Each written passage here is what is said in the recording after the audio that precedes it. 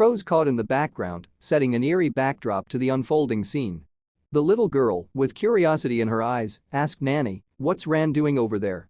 Nanny, with a mix of reluctance and duty, replied, "She is being punished, Your Highness." The little girl probed further, "Why?" Nanny hesitated, searching for words. "Oh well." Observing Ran from a distance, the little girl remarked, "She looks ill." Nanny, choosing honesty, explained, "That's because she hasn't had a drop of water in 2 days now." The little girl's concern deepened, "What? That's not good. Go get her some water." Nanny, caught between duty and compassion, hesitated, but the girl insisted, "Hurry." Approaching Ran, the little girl comforted her, Ran. Have some water. I brought you some." In the shadows, another girl, bound like the rest, spoke up, "There you are, little one soul, will you congratulate me?" With a hopeful smile, she continued, "I have a child growing inside me. Soon, you'll have a cute little niece or nephew. Yes, that's right. You should also say hello to the father of my child. There he is. He is the man I love." As the little girl sat beside the restrained companion, the plot thickened in the wider world. In the market, rumors and judgments circulated. Apparently, someone in the crowd remarked, "The princess was pregnant with some other man's child when she got married." Another voice chimed in, "She was practically sold off as a bride to the Malil tribe 2 months ago, but she was already 4 months pregnant then." Outraged, someone else declared, "That's why her Malil husband kicked her out. I heard he wants to make our king take responsibility for it." A dissenting opinion surfaced, "He has some nerve when he and his tribe are barbarians who sponge off our land and start fights constantly." The eatery owner added, "The king of Nakrang must be furious." "Of course. This incident has brought shame upon our people as a whole," another voice joined the chorus of opinions. Meanwhile, a curious boy sought clarity, "Is that why the man who violated the princess was hanged along with his entire family?" "Yes," someone explained, "there was a huge fuss over it. The man was a reputable pharmacist, yet it seems he was involved in various other crimes in addition to what he did to the princess. But frankly, I'm not sure what the truth is. I can't help but wonder whether they've just slaughtered a bunch of innocent people." Perplexed, the boy pressed on, "What do you mean by that?" The marketer, with a conspiratorial tone, shared, "You see, there's a strange rumor going around." He added, "I heard the real father of the child is—" "Thank you for the food, sir," the marketer said. "Huh? Is this gold dust?" The other person said, "Keep the change." The shopkeeper exclaimed, "Goodness. That's so generous of you." His customer said, "That should be enough money to support your children after you're gone. Rest in peace." The shopkeeper, puzzled, asked, "Pardon? What do you mean by that?" One man behind said, "Over here. This man is spreading false rumors. Take him away." The scene changed to the little girl. "Ian, Yeo Yul. Is the horse milk porridge ready?" She received a reply from a woman. "Yes, but will you be taking it to her yourself?" The little girl confidently stated, "Yep. Give it to me now." She got a warning, "Goodness. Are you that happy about Princess Ran's return?" The woman cautioned the little girl from behind, "Please be careful, Your Highness. The porridge is hot." The woman from behind spoke with Granny, saying, "Who is this child, Granny? Is she new here?" Granny explained, "Yes. You said you needed an extra pair of hands." The woman pondered, "Goodness. But what work can I give this young girl?" Another woman commented, "That pretty face of yours is bound to cause you trouble down the road, so, what's your name, little girl?" The girl confidently replied, "Chianga." The little girl entered a room where another man was lying. She had a bowl and said, "Ran, I brought you some." The woman in the room rose and exclaimed, "You again?" The man intervened, "Ran's being punished right now, so I told you not to barge in here. I swear, you women just won't listen. How many times did I tell you that it's no use having a pretty face?" The man said, "If you're stupid, little one." The little girl meekly replied, "I'm sorry, brother." She explained, "I just brought this porridge because I heard Ran is sick." The man softened, "Well, at least you're a good girl. I like that." He reassured her, "Don't worry. Ran will get better now. Our dear sister has done something very foolish," the man continued, "but I'm sure she regrets what she did. From now on, she should know her place. Things won't be as entertaining, but it's better than her acting out. Don't you think so, little one?" The boy hit the little girl and walked away. The little girl called out, "Ran, are you really leaving? Don't be sad, soul." Ran explained, "I'm just getting married, that's all." We'll be able to meet again someday." The distressed little girl pleaded, "No, don't go. Stay here with me." Ran reminded her, "You promised me that you'd be strong, little one. Remember? But I'll be all alone without you. I don't have any friends or even a mother." The little girl cried. Ran encouraged her, "Even so, I know you can play well enough on your own. And when you're a little older, you can come see me, Soul." The little girl asked hopefully, "Really? I can come see you?" "Of course. I'll make lots of candied fruit and wait for you. You can be strong until then, right?" Ran assured her. "Take care, my lovely little princess." Ran bid her farewell. As Ran left, the little girl whispered, "Brother is coming this way." Panicking, she said, "I'm scared, tell him to go away." Ran comforted her, "It's okay, Soul. Once you have become stronger, you won't feel scared anymore." The little girl promised, "I'll stay bright and strong. That way, I can leave feeling reassured." Ran smiled and said, "Why are you crying? Smile, Soul. I like it when you smile." The other girl advised, "Don't let anyone inside your little heart." She added, "You can't let anyone have you, understand?" The other girl said, "I'd like something to eat now. Will you bring me some food?" The little girl responded, "Okay, Ran. I'll bring you some right away." "Your Highness." "No, Your Highness. Stay bright and stronger, my lovely little princess." The other girl asked, "Why do you look so crestfallen, little princess?" The scene changed and a customer said, "Though I am a humble woman, I can lend an ear to your problems if you'd like. How about it? What is troubling you?" The scene shifted to a little girl sitting before one of the shopkeepers, saying, "I'm scared. I am so scared because I am all alone. I have no one besides me."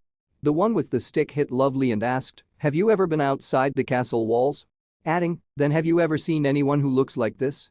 Seeing as how you aren't frightened of me, you must be brave. Will you listen to my prophecy, my strong and beautiful princess? Try stepping outside the castle's gates. Aren't you curious about what might happen there? Step outside those doors and look around. If you're scared because you have no one to protect you, find someone whom you can protect." The one continued, "Muster up the strength to confront your fears. Now please get up. Out there, you will find something very valuable."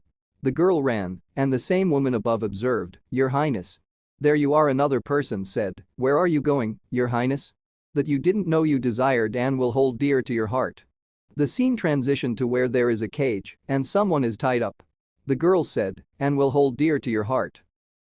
In the bustling Maljal trading post, a deal is underway. One person proudly presents a bag of sorghum and 2 ways of salt, claiming, "There. That's 1 bag of sorghum and 2 ways of salt. You're getting a good deal." However, the person lying down rises, expressing discontent, "What, come on. We gave you 3 prisoners, and this is all you're paying us, this is outrageous." Another person retorts, "If you don't like it, then you can take them back. No one does business with Maljals like you these days." The tense atmosphere thickens. The disgruntled person defends their position, "What? And how is that our fault? You're the ones who humiliated us by sending a knocked-up girl to marry the chief's son." This accusation sparks further tension, and the first person urges their companion, "Hey Jamalta. Don't just stand there. Say something. Bargaining is your job." Amidst a heated exchange, a third person sitting nearby calmly interjects, "There's a girl over there." All attention turns to a little girl sitting with a cage. Confused, the first person questions, "Huh? What's up with you? Why are you showing interest in a girl all of a sudden?" The other traders dismissively tell the person to move away, saying, "Hey, what are you doing over there? Scram." The atmosphere remains charged as the unfolding events hint at a deeper, potentially volatile situation within the trading post. The tension rises at the Maljal trading post as the little girl urgently tries to rescue the albino boy from a dire fate. The third person observes the little girl clinging to the fence and remarks, "She's been clinging to the fence like that for a while now." The third person adds, "What an idiot." Undeterred, the little girl calls out, "Hey, come over here. What's your name, huh? You need to get out of here, so come closer." Concerned for the boy, she reassures him, "Why are you staying still? Are you sick? It's okay. I'll get you out of here." However, their interaction is interrupted when the second person arrives and forcefully hits the girl, accusing her of trying to touch someone else's goods. The situation escalates as the little girl tries to explain herself. In the midst of the chaos, another woman appears, expressing outrage, "You son of a bitch. What have you done to the young princess? The second person stammers, attempting to defend himself. The woman demands an explanation, saying, I saw what you just did with my own eyes, so you better come clean. The little girl reveals the truth, showing the woman the injured boy and stating, Nanny, look. This boy seems ill. We need to get him treated. Quick, get him out of here, will you? The nanny hesitates, but the little girl insists, no. We need to take him with us, if we don't, he'll die. I promised that I'd save him. As the situation unfolds, the second person apologizes, but the nanny is concerned about the potential repercussions. The little girl reveals the boy's uniqueness, being an albino, and the second person callously suggests he is chosen as a guide ghost for a noble in the afterlife. The nanny is appalled at the idea of the boy being buried alive as an offering, leading to a heartbreaking moment as the little girl pleads for the boy's life. The nanny, in disbelief, tries to dissuade the little girl, questioning why she would want such a hideous boy. The emotional intensity of the scene hangs in the air as the fate of the albino boy remains uncertain. The little girl pleaded desperately, no, don't harm him. You can't bury him alive as an offering. He's not hideous, he's sick. Let me take him with me. That boy isn't an albino, remarked the third person. Albinos have red eyes and get burned in the sun. Plus, they wouldn't sell him in a place like this if he really were an albino. The second person snapped, hush. What do you know, you dirty Malil? Let's just go, Jamalta, suggested the first person. He must be from way up north. I remember seeing people who look like this, the third person continued. They look very different from us, but I heard they're quite common up there. Approaching the cage, the third person said, of course, if you insist on selling him, I can't stop you, old man. He added, but you might get in a bit of trouble because I'm going to spread a rumor about this. What? Exclaimed the second person. Those are nice earrings, the third person remarked. You could buy that kid with them. How about it? Want to make the deal? Outraged, the nanny interjected, who do you think you're trying to fool, you treacherous Malgalts? Just bargaining on her behalf, the third person explained. The little girl insisted, here, now, let him out. The nanny protested, wait. You can't take those earrings. The third person negotiated, there, we have a deal, right? Then release the kid. Confused, the second person questioned, huh? Would you only give me one earring? The third person replied, bring 2 mals of sorghum and 5 dways of salt, and I'll give you the other one. He added, you need both earrings to fetch a higher price for them, right? The third person replied, of course, just one of those earrings would fetch you more money than you'd get from handing that boy over to some noble. The second person said, follow me. The first person asked, why didn't you ask for more in return? The third person explained, because we have to keep doing business with that man. The first person remarked, still, you could have taken advantage of this opportunity. The scene shifted as the first person exclaimed, Jamalta. A person on horseback appeared, while the others kneeled. He said, you bastard. How many times do I have to tell you not to walk in front of Sariyas? He added, not to walk in front of Sariyas. The first person pleaded, father, please stop. He added, why do you keep treating him like this when he's no longer a slave? The horseman said, hush, Sariya. Next time, you'll be in trouble, too. Give it a rest, father. The third person assured, it's fine. Walk in front of me. The first person apologized, okay, sorry. The horseman urged, hurry. We're heading to the palace. The first person inquired, did you find Machenruntas? The horseman confirmed, yes. He added, I heard the fool went straight to a brothel. The third person commented, ha. I'm not surprised. He said, come on, Jamalta. The scene shifted to Granny, where the little girl said, you're coming with me. Everything will be okay now. She added, I'll look after you. The third person remarked, HMPH. How pathetic. As the horseman walked through the public, people commented. It's the Malil tribe. They must be here because of Princess Ran. Look at them holding their heads up high on their horses like they have something to be proud of. Ugh, those bastards are bad luck. Anyway, isn't the one at the front the chief? But he looks too young to be the chief. One horseman sarcastically remarked, wow, what a hearty welcome. I'm already looking forward to the bright future that awaits me, Machenrunta, in Nakrang. Welcome, sons of Malil, he greeted. As the third prince of Nakrang, I, Choi Jum, welcome you, he added with a formal gesture. The son responded, nice to meet you. I am Machenrunta, the 9th son of the Jakwak Malil tribe's chief, Oji Olma. May the heavens protect Nakrang. Another boy questioned, the ninth son? Why didn't the seventh son, Gu Chanmo, come instead? Isn't it customary in your tribe for the person involved to resolve the matter directly? Machen Runto explained, the new groom fell off his horse and died a week ago. The boy expressed sympathy, saying, oh, dear. That is unfortunate. Machen added with a touch of humor, I don't know if it's unfortunate, but it's certainly disappointing. If he had taken his own life out of guilt for kicking out his bride, the story would have been heartwarming, at least. The boy laughed, come in, and invited them, we've prepared a simple banquet for you to enjoy after your long journey. Machen asked, by the way, where was my sister-in-law buried? I'd like to light a soul fire for her before I head inside. The boy replied, this country does not dig graves for impure women, but appreciatively added, but I appreciate the thought. Machen agreed, right. My thoughts are with her. The scene shifted to another person who ordered, escort our guests to their quarters. Another person commented, did you hear the news? Those damn Maljuls are here. I did. And I heard they sent a spring chicken over as the leader. Yes, that's why the people are even more upset. They're saying we should take this opportunity to kick all the barbarians out of Narana. Someone restrained and punished is later untied, and another person remarked, I wonder if this man will be able to reach the afterlife when he was wrongfully killed. Another person disagreed, saying, that's nonsense. If that were possible, the king wouldn't have married Princess Ran off to the Maljuls in the first place. Someone else expressed concern, anyway, I wonder if this man will be able to reach the afterlife when he was wrongfully killed. Another person cautioned, hey, don't say that. The discussion turned to Princess Ran and her child's paternity, with one person stating, if that were true, what would that make Princess Ran, who said he was the father of her child? I'm sure there was a good reason for this. Despite the reasoning, another person emphasized, even so, his entire family was executed with him. That's still unfair. One person spotted someone and exclaimed, huh? Who's there? A little girl? Shoo. Go away. You shouldn't see these gruesome bodies. The other person intervened, saying, just leave her be. The people who received help from the Jeal family have been secretly stopping by to pay their respects. Maybe that girl is here to pray for them.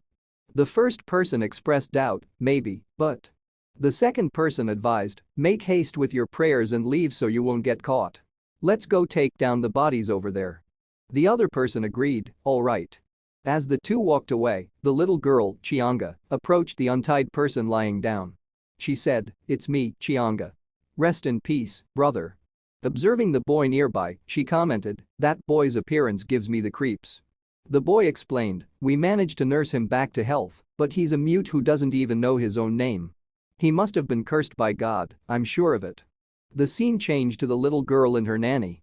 The nanny disagreed, no, that can't be. He looks perfectly lovable to me. Surprised, the little girl responded, pardon? Gosh, you really have odd tastes, your highness. Chianga shared, that Maljul man said he looks different from us because he's from somewhere far away. He may not be able to speak, but that doesn't mean he's cursed. At least he has his hearing. The little girl exclaimed, wait, you're not supposed to eat that. He must be hungry again. She instructed her nanny, nanny, go fetch some more food. The nanny expressed concern, no, your highness. The maids will be suspicious. He's been here 3 days already. How much longer will you hide him in your bedroom? The nanny urged, now that you've saved him, you must send him away before the princes find out he's here.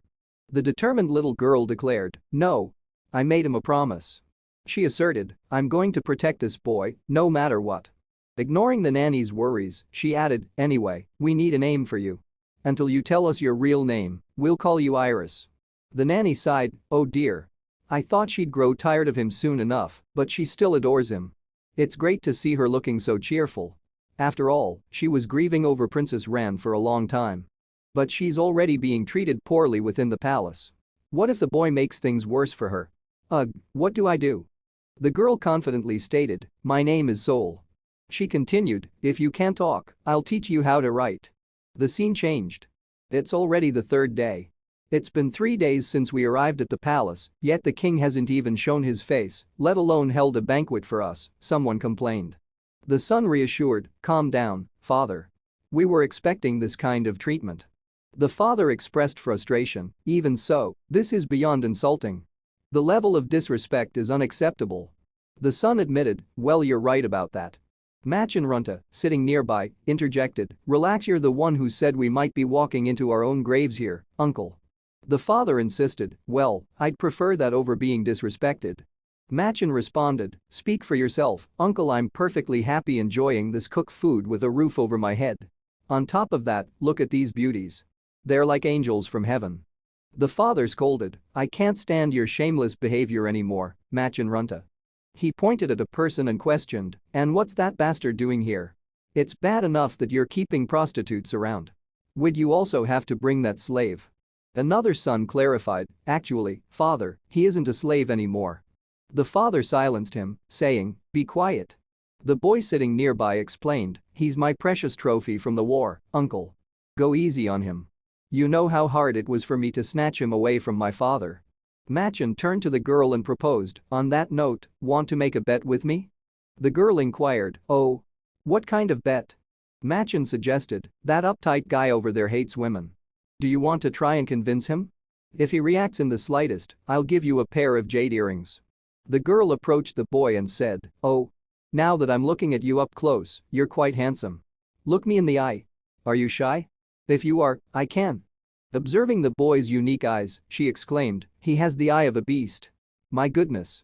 How can a human eye look like that? A hunter has brought back a wolf with the same eyes before." Machen remarked, "That must be why his mother sold him to a brothel. She probably thought he was bad luck." He added, "But he must have been treated poorly there as well, because he doesn't want anything to do with women. Funny, isn't it?" The girl said, "The bet's off. I don't want to be possessed by a beast spirit." Machen tried to persuade her, "Oh, come on. You'll hurt his feelings." The boy responded, "If you've got nothing else for me to do, I'll leave now." Someone teased him, "You forgot to add the word, boss." Machen noted, "I noticed you haven't called me that once since I took you away from my father. Are you looking down on me like the others because I'm young? Or do you want to return to father and let him dote on you?" Machen continued, "Well, whatever. Someday, I'll make you beg me for my affection. For now, tell me what you learned while you were outside." The boy shared, "I heard that the second prince, Choi Kai, is probably the father of Princess Ran's baby. The second prince is an infamous womanizer and troublesome for the palace to deal with. But because he and Choi Ta, the first prince and the king's successor, are both sons of the first consort, the palace is preventing any rumors from spreading." Machen questioned, "But then, why did the princess name the fifth son of the Jeal family as the father?" The boy explained, "Apparently, the son was a doctor and got close to Princess Ran while he was treating her. So, the palace framed him for impregnating the princess and spread rumors about him and his family.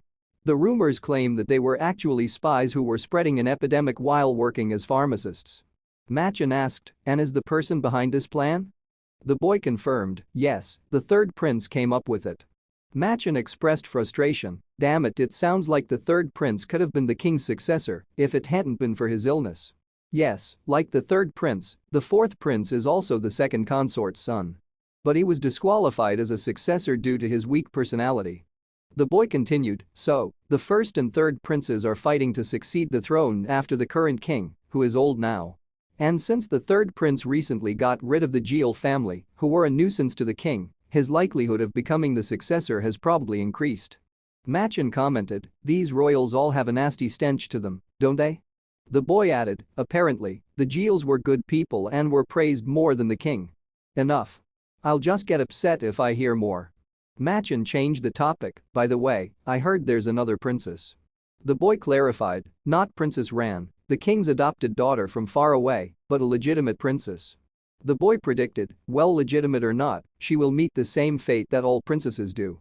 In a few years, she'll probably be sold off just like Princess Ran as the princess of Nakrang."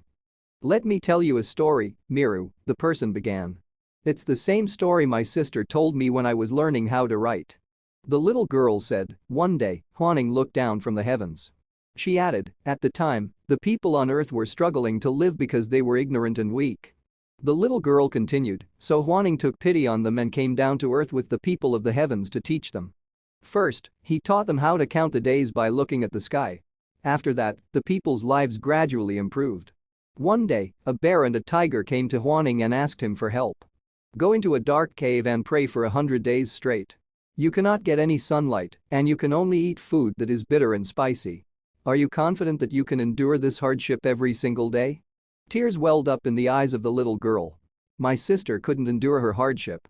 Though the bear became a human, the tiger ran out of the cave. The scene changed. The boy said, after that, the bear who became a human, Ingyeo, married Huaning, and their child founded this kingdom. Anyhow, what if we get caught moving around in the open like this? The boy continued, it's just us two, so it's dangerous.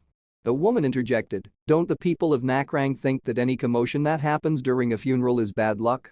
Another woman added, I doubt they'd make a fuss when they're sending off those poor dead souls.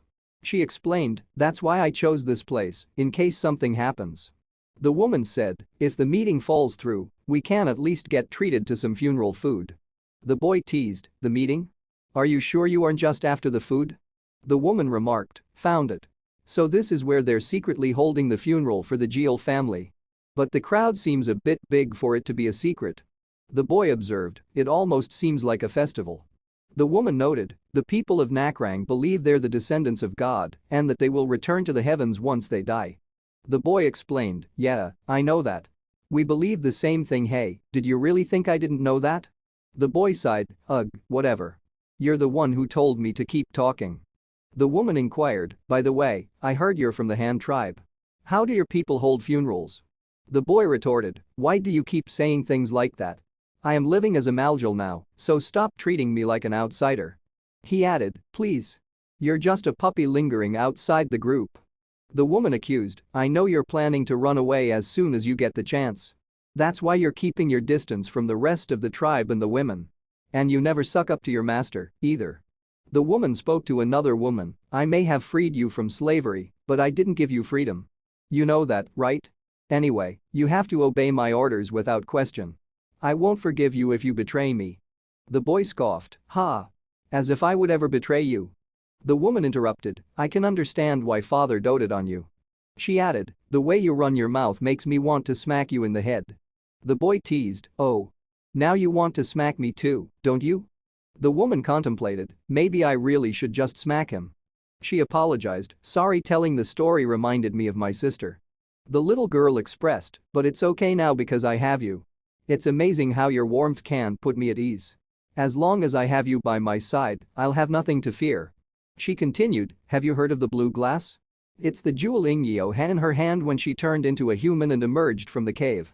They say that when she placed it on an altar, the land around it became her home.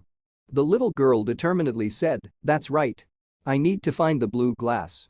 Then I'll also have a home where I can live with you. While hugging the little boy, she stated, just like the bear who became a human, I also have to endure my hardships and wait. Since I have you now, I think I can do it. The scene changed to two guard-type persons talking with each other. One said, doesn't the palace seem quiet today? The other responded, maybe everyone went to the secret funeral. One commented, oh, I don't know. Even if the king is turning a blind eye to it, they still work for the palace. But it's not every day that they get to enjoy themselves. I doubt a little fear will keep them away. Haha. In another scene, the little girl lay down, and the little boy shook her. Another little girl approached, asking, are you a ghost? You look pale, even in the dark. The girl pondered, are you here to take me away because I'll die anyway? Then again, why should I bother trying to survive when the prince won't leave me alone anyway? She continued, I can still hear the screams from that day. It's strange. I wonder if I'm still dreaming. It feels like I'm having a horrible nightmare. In the blink of an eye, my entire family vanished, including my younger brother. I still can't believe what happened. They didn't deserve to die like that. Why did God abandon us? I lied. I was so scared that I ended up lying. The little thing, the girl mused, I bet you'll grow up to be a real beauty. Are you a child of the Jeil? The girl admitted, no. Why did I lie when I'm going to die anyway? While little by little watching her, the girl reflected, my heart hurts so much. It's warm. He's so small, yet so warm. At least I'll be able to see my family again when I die. No. There's no way I can face them. Please just make me disappear, little white ghost. I see you've ventured the challenging path here in disguise, Prince, one remarked. It's as if you don't fear the grudge of those you've killed. Haha, you say that, but you don't seem to hate me. The women who hate me smell sweet, and that scent soothes my beastly illness. Do you plan to sustain your life with your rage toward women? One character questioned. Rage? That is what caused my illness. The other replied. I am simply trying my best to survive. You know I would do whatever it takes to get rid of this cursed illness. Is that why you turned her hope into despair? The character asked. Ah ha ha. What can I do when a woman in despair is my only refuge? The other retorted. The woman interjected, besides, I didn't know she would be deceived so easily. When I first introduced her to the fifth son of the Jeal family, she acted unfazed. But when I told her I'd arrange for her to marry him if she named him as the father of her child, she agreed immediately. The way her lofty mask fell away in that moment was so intriguing, the boy remarked. And the scent of her despair in the face of his death was so sweet. Is that so intriguing and sweet, you say? My, you are definitely cursed, the character commented. Another person approached, taking the woman's hand.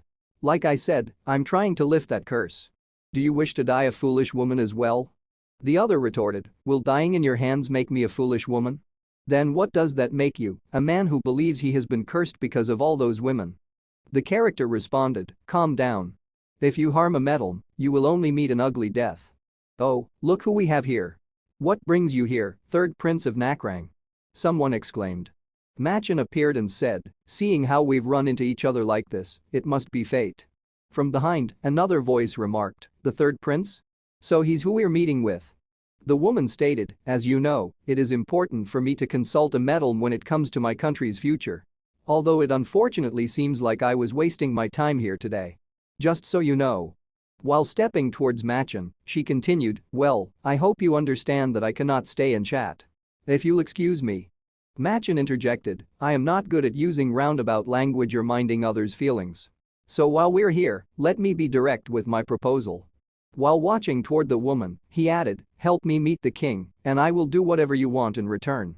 The woman went outside, turned around, and said, at times, I am impressed by the reckless spirit of the Malil tribe.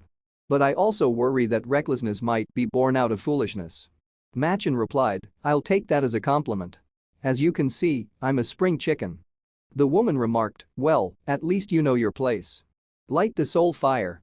Machen declared. Let's light the way to the heavens for them. Machen said, you're the priest of the Forsaken. So, tell me, will I get my revenge? The character responded, if I say that you won't, will that stop you from trying?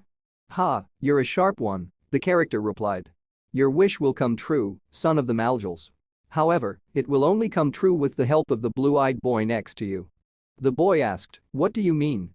The pitiful lives of the Forsaken make me sad, but I also find comfort whenever I see a flame like you, the character explained. You will fall in love, blue-eyed boy, but she will destroy you and make you suffer. What? Wait, the boy exclaimed. Still, do not be afraid and love with all your heart, the character continued. Then, your wish will also come true. Hey! Why are you saying that all of a sudden? The boy questioned. Don't make me laugh. Who are you trying to fool? He added. Machen commented, oh. That's a pretty exciting prophecy. Forget what you just heard. You mean, what she said about you meeting the girl of your destiny? Machen teased. Damn it. Don't bring that up again. The boy exclaimed. The character spoke, beautiful children, you must overcome the hardships that will befall you. Release the ties that bind your future, and when your unrealized wishes wander around this earth, and when your resentment and sorrow are put to rest in the ground, I will pray for you and cover you with the warm blanket of compassion. So, create beautiful jewels with your teardrops and form an illuminated path in this dark world so these children won't be swallowed up by the darkness. There is a scene of thought with a little girl and a little boy. The little girl hugs the little boy and puts a blanket-like type on him. Scene changed. We have a letter from the third prince, Machen Runta, someone announced. He says Beck will be sending a gift in a few days. But are you really going to ally with him? He helped me see the king, so I have to keep my promise, the girl said to Machen. Machen responded, besides, I have no other choice, since my older brothers are supporting the first prince. One boy commented, does that mean both sides are going to sweep the incident with Princess Ran under the rug? Looks like the marriage between Nakrang and the Malil tribe has gone down the drain. He added, but didn't you say there was a slight commotion during your meeting with the king? Is everything okay? Machen assured, it was nothing, so don't worry about it. More importantly. He said to Machen, I found a nice hunting ground. I saw an old wolf and 3 young wolves there. There's no point in catching the old wolf since it'll smell. You can continue to live on our land. So I'm thinking of catching one of the young ones first, he continued. Machen responded, as you wish, your majesty. We Maljals will shed our blood for it. But I'd like to stress that we did not kick out. Pointing to a woman, he said, what that ridiculous girl was out of his mind, but she never would have walked into her own grave. One of the young wolves happens to be in heat, he continued. But if you aren't sad about your sister's death, I hope you feel the sorrow of having lost a child, second prince. You are a father, after all. So, I'm thinking of using a nimble and pretty female wolf to lure him, he declared. The boy in Machen's room spoke up, right at the end of the day, our specialty is hunting. But didn't you say that you don't like using females when you're hunting?